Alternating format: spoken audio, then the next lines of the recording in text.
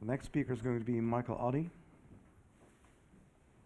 and the title of his talk will be Competitive Two-Team Target Search Game with Communication, Symmetry, and Asymmetry.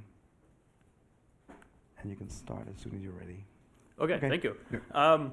So yes, I'm going to talk to you about competitive two-team target search under communication, symmetry, and asymmetry. I'm Michael Otte at the Naval Research Lab. I have a National Research Council postdoc there. This is joint work with Michael Coleman, who is a graduate student at the University of Maryland, and Don Sofjay, my host at NRL, who also at NRL advises Michael Coleman. So the situation that we're interested in here is there's two different teams. They're both searching for the same target, and whoever finds that target first wins. So, the target is at an unknown location. And the assumptions that I'm going to be considering are each agent has a sweep radius. I'm assuming that the radii on all agents are the same, just to keep things kind of simple, but you can easily extend this to other cases. The uniform sampling over the initial locations of all of the agents and also over the target location. And another thing is that we're assuming no physical interaction between the two teams. So this is a situation where we don't want to blow the other team out of the sky in order to help find the target first. And we also maybe can't detect them because they're using some stealth technology or something like that. And given this setup, I should say a sweep sensor works like this. You can sweep over it kind of like a push broom. Everything you fly over within a certain radius to either side of you. That's the area that you've looked at, basically. And it's a perfect sensor, but it exists on a very kind of infinitesimally small line segment or plane section if you're in higher dimensional space. So the formulation then is each robot is going to follow a path. And if we have a team, then the team follows a multipath, as you might expect. If we are able to communicate among team members, then we can perform this search more quickly because the different agents within a certain team can coordinate their search. And if you look at these images, something that might jump out at you immediately is that predictability is exploitable. So if our adversary kind of knew that we tended to search the area in a certain way, even though it didn't know exactly where we were, then they might be able to exploit that to their advantage. So we need to have some sort of a randomized way that we're going to sweep this environment. And the way that we can inject this into our formulation is to assume that we have a mixed strategy. So we have a set of multipaths conditioned on the start location. So every possible start location has its own set of multipaths. It might be an infinite set. And then we'll have a probability distribution of using any one of those members of that set at any particular time. So then also, we're very interested in the communication aspect. So if we can communicate among our team, or the adversary can, or we cannot, all those possibilities are interesting. And the analysis goal is to find the probability that we win this game, just in terms of the team size. So the approach that we're going to take is to assume, first of all, an ideal case, which is based on the maximum rate of sweep that any team could possibly have, given its number of agents. And then we're going to,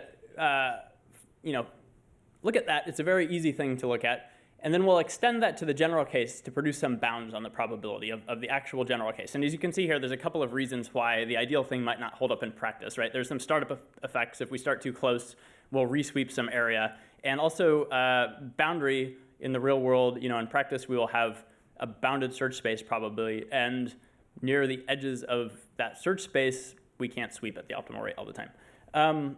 So this is the most general equation for the ideal case. Don't get lost in the details here. The talk's not long enough to go into them. But the interesting thing is that really what we care about is the rate that we sweep new territory. And by new territory, I mean territory that hasn't been swept by either team. So basically, whoever sweeps the target first wins, right? And so the better we can do this, the more likely it is we'll win. So we integrate that. We have some normalization factors. This is where our mixed strategy appears, and the adversary's mixed strategy appears here, and then the start locations. So integrate over all that stuff, and what does it give us? Well, the expected unsearched space that we sweep per unit time, and that's instantaneously. So we'll integrate that over the time that it takes to play the game, and we find the probability that we win. When we actually turn the crank, almost, remarkably, maybe not if you're more of a mathematician than I, but I was very surprised on how nice these equations were that popped out the other side for the ideal case. And that's just kind of really cool. We can solve the probability that we'll win this game with some very, very simple equations and under different communication situations. So going from the top to bottom, right? Both teams are able to communicate internally. Only our team communicates, and then neither team has communication at the bottom there. If you spend a little bit of time plotting these equations and looking at them, then you'll see that if no team can communicate, this actually kind of, in all of the situations here, favors smaller teams more than any of the other ones. It doesn't mean that the smaller team will be more likely to win than the larger team. It just means that this gives the smaller team the most possible advantage. So that was a very interesting result, I thought. The general case, how do we extend this? Again, too short of a talk to get into the deep details here, so please ignore all of those symbols up there. The important thing here, the equation at the bottom is the bounds. And both the upper and the lower bound have two parts. They have a part that's the ideal case, and then kind of a correction term for the non-ideal case. And this is in terms of the optimal sweep rate, which is c, and the velocity that everybody's sweeping at. So we can look at how the correction term kind of performs in relation to everything. As the environment gets larger, we see that the actual general case bounds approach the equality condition of the ideal case. So if you have a really large environment, or if you have a really small sensor radius, then the ideal equations for the ideal case get better and better to what's actually going to happen. So in a really large environment, then you don't even have to really worry about that correction term if you just want a back of the envelope calculation on what's going on. So that's another kind of interesting result. Here is a simulation performed. This is the case where our agents cannot communicate, but the adversary can. And the dotted line here is the ideal case prediction based on those nice equations from the previous couple of slides. And then the dotted line, the solid blue line, we can see as the environment gets larger on the x-axis there, the estimate and what we observe in practice kind of get closer and closer. So this is just more evidence that the ideal case will work in most of the time in interesting sized environments, I think. We can put the other cases up there too, but you see the same result. We get nice convergence as the size of the environment gets larger. We actually perform some real experiments on Pelican quadrotors here. It's just a video of that. We have some other agents that are simulated. We only had 2 quadrotors go in here. One is an agent, the other is an adversary, but I think the adversary team had a simulated agent that was also running around, and everybody was communicating, and when one of them finds a target, then they land. And we see in simulation and in these real experiments, the results match quite well the ideal case that we predict. Oh, sorry about that.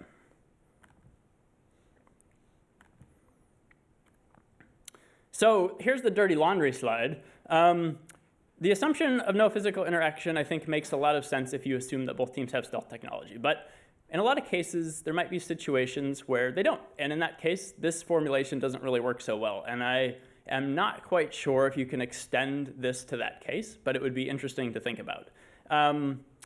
Ideal solutions, like ideal strategies, are not even possible in all environments. But the bounds will still work because it's the departure from the ideal case that's included in those kind of correction factor terms.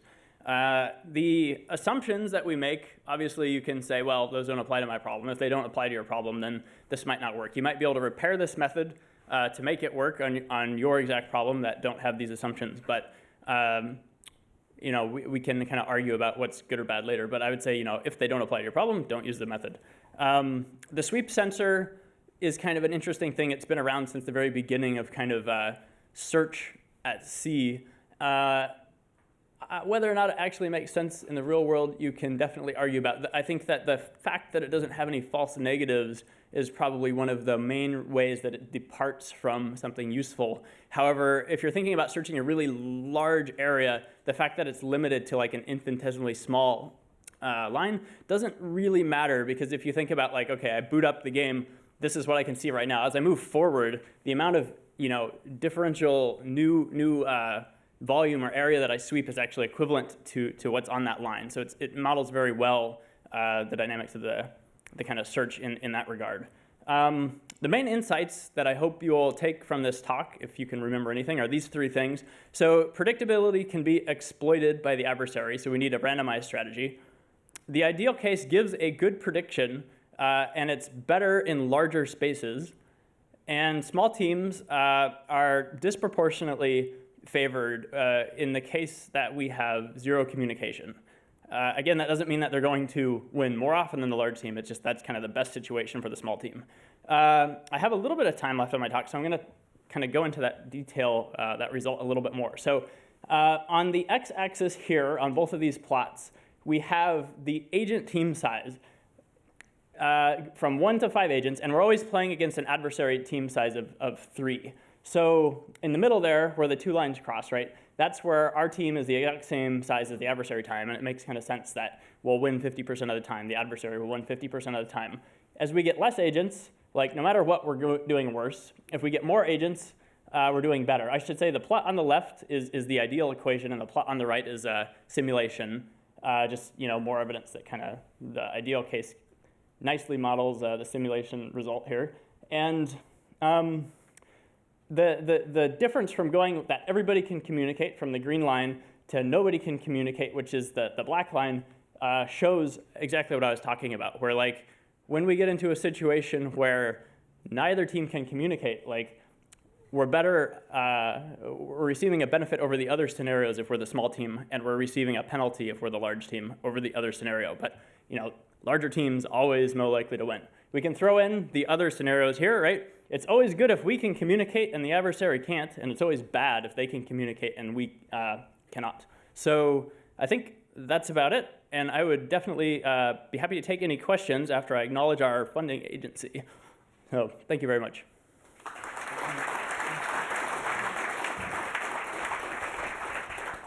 So are there any questions? Aviv? I was wondering, so you have, when you run a test and compare it to the ideal case, is it closer when there is communication or there isn't communication? And have you found that it's one way or the other?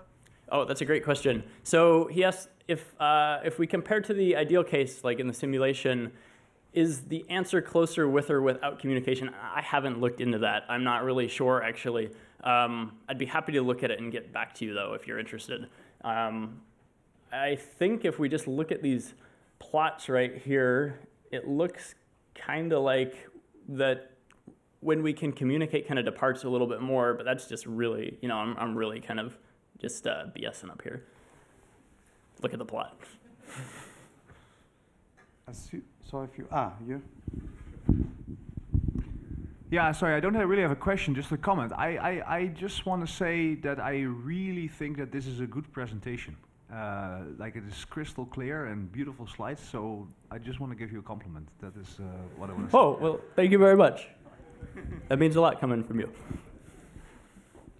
There in the back, okay.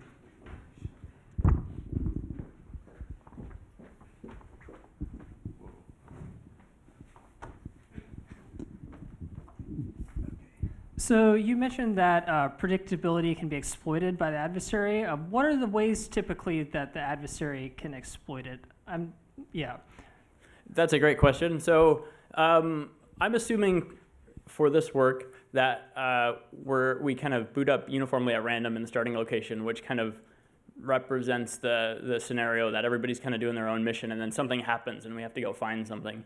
But I think like in that case, when we, again, and also the target is uniformly at random, if we started behaving as if the target were not uniformly at random, even though it were, so for instance, we tended to search like one area of the search space earlier on in the search, then the adversary would know that it would have a greater probability of winning the game if it went someplace else, because we're likely to just get that all the time, but then they can get like other places, or maybe if they happen to be really close to that to begin with, they would cover it all really quick. They'd know that we'd go there, they'd already beat us there, and we could go, then they'd go someplace else. So any predictability kind of in the expected order that stuff gets swept can be exploited by the adversary in that sense.